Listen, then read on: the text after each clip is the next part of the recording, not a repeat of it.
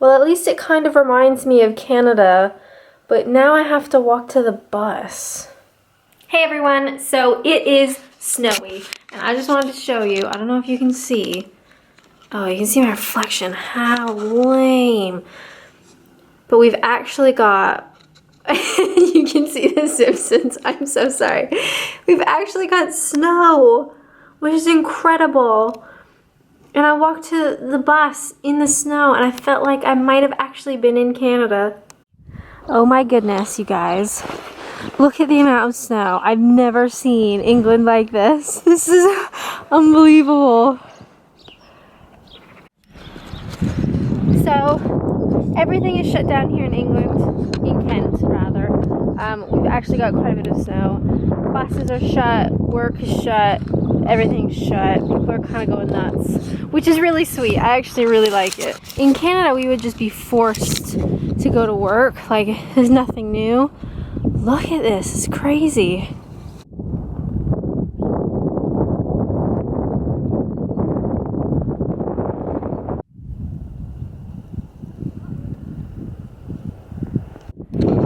In terms of Canada versus England, I like the way England deals with snow a lot better. Because if they get, I don't know, X amount of centimeters, everything shuts down. Work is closed, buses, trains are canceled. Everybody just stops and enjoys it. I just follow my footsteps back. Oh Lord. Hi everyone, it's me. So I have a very precarious setup. I'm holding my light because it's very dark in here. But I wanted to talk to you guys about the snow. Now, it's snow raining. So originally I wanted to do this outside, but I'm not willing in the snow rain. A lot of you guys have asked me what I think about the beast from the east. So without further ado, let's go. So for those of you who don't know me, I am a Canadian living in Kent.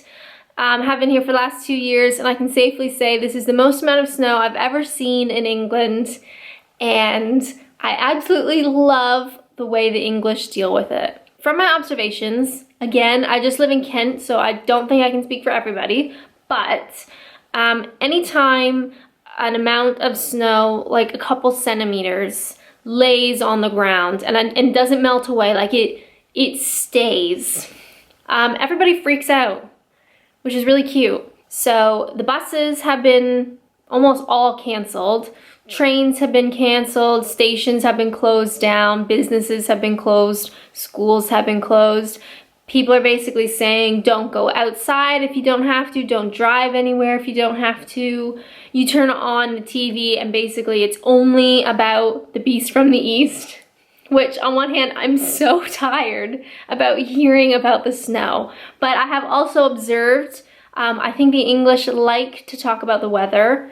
There's no offense to you guys, that's cool. I would just like to talk about something else by now. I've also seen this panicked shopping. So people will go out and buy their milk and bread like it's the apocalypse, which is cute, very cute, but I don't really understand it. I have also seen cars abandoned, which I've never seen before, even in Canada. It happens, but I've never seen it.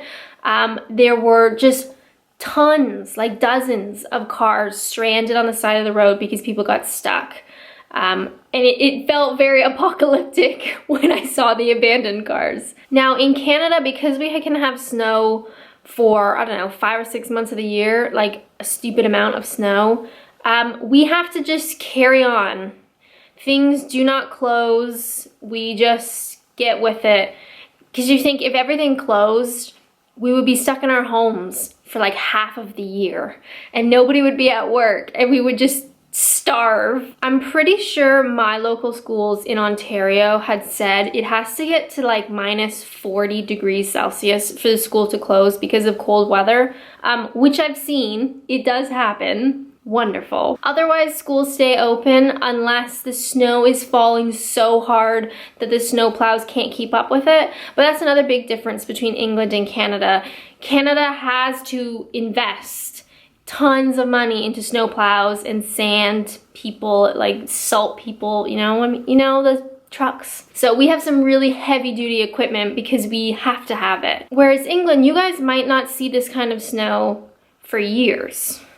Definitely, at least in the southeast. I know up north you guys get a lot more. I know poor Scotland, God, you get the worst of it. But there's no financial reason, I guess, for you guys to have as many snow plows and like heavy duty snow plows. It just doesn't make any sense. So when we get snow like this here in England, people do the best that they can, but a lot of it is just things just shut down. Now, personally, I prefer the way that England does it. I love that you guys shut down. Work is closed. People are like, stay indoors. Man, I love staying indoors. So I much prefer the way England does it. I mean, you guys don't get it that often. So it is still very novel, which I also like. I see a lot of people going out tobogganing and like being really excited about the snow because it is new to a lot of people down here. In Canada, I think we've become so like jaded about snow. You see it so much. It's just like, oh, it's another snowstorm. I gotta get to work on time though, so I better leave like 3 hours early. You just have to just deal with it, and I hate it. I've also noticed that a lot of people here in England don't know how to drive in the snow and the ice. Again, you probably don't get a lot of experience doing that. It's kind of like a rite of passage as a Canadian to learn how to drive on ice. It sucks, but when I was getting my driver's license, in Canada you have to take 3 tests. So you do a written test, you do a driving test, and then you do a second driving test where they make you go on the highways and stuff, and you do some more like advanced driving. But you have to take the 3 tests, and I was doing driver's ed. So I was in the car with the guy driving around in those really awful cars with like the signs on the top so everybody knew I was learning.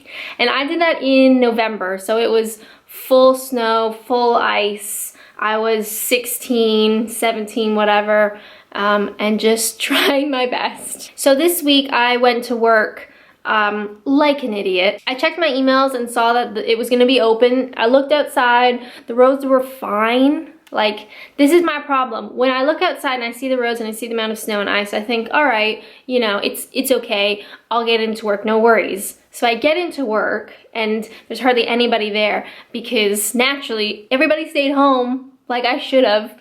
So I get to work and I'm like, yeah, it's fine, it's fine. It starts really snowing. I'm like, all right, this is kind of like new. I've never seen it like this in England before.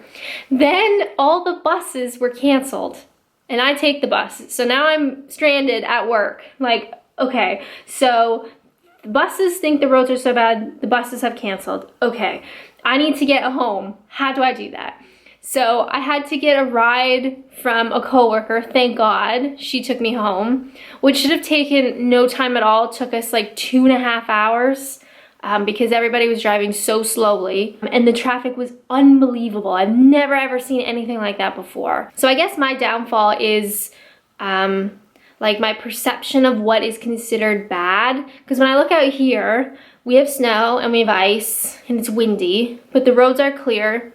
It's a couple centimeters. So in my mind, I think it's fine, but I need to kind of get into the English mindset, you know, like it's too dangerous to go to work. I should have just stayed home. It was such a waste of time. But, you know, you live and you learn. And you take 2.5 hours to get home. But overall, experiencing the beast from the east has been really interesting. And it makes me kind of feel like I am in Canada, but with the added bonus of not having to go into work. But it's also been really sweet seeing people out tobogganing and genuinely enjoying the snow. So I hope if you've gone outside, you've experienced a mini Canadian winter without the minus 30-degree temperature. I guess one of the best stories I can tell you about Canadian winter, at my last job in Canada, I was a professional. I was dressed very professionally, and I used to have like knee-high boots because the snow was usually knee-high. So I go out to my car in the dark. I have to dig it out of the snow because there's so much snow, my car is encased. So you dig it out just enough so you can get in the car. You turn the car on and you blast the heating. Like you just crank it up as high as it will go. Then you go back outside and you dig the rest of the car out, and you have to scrape the ice off all your windows, at least just enough so you can see. I mean, sometimes you're in a rush. You get back in the car. My knee-high boots sometimes still had snow in them because the snow is so high that the snow like tucks in the top of them. So then my tights or my jeans or whatever I'm wearing are now wet. That's fun. Then you drive to work. The traffic is usually not so bad in the sense that people don't necessarily drive slow. Like, people might honk at you for driving too slow, even though you're driving on ice, because they're like, come on, get with it. So I hope you guys have all stayed safe and warm and stocked up on your milk and bread, because Lord knows we need that to survive. As of now, I think I'm gonna go make myself a Timmy's hot chocolate and remain in my pajamas and admire the snow from the warmth of my living room. But as always, thank you guys so much for watching, and until next time, bye!